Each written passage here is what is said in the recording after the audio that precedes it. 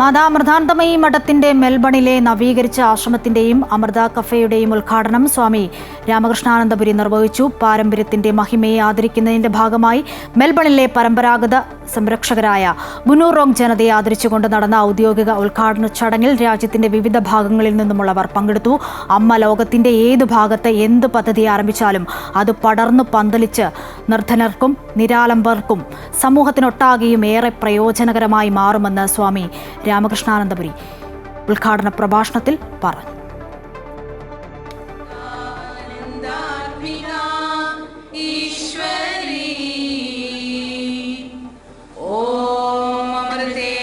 Speech and hearing impaired children, school for physically disabled children, the list goes on and on and on. According to a rough estimate,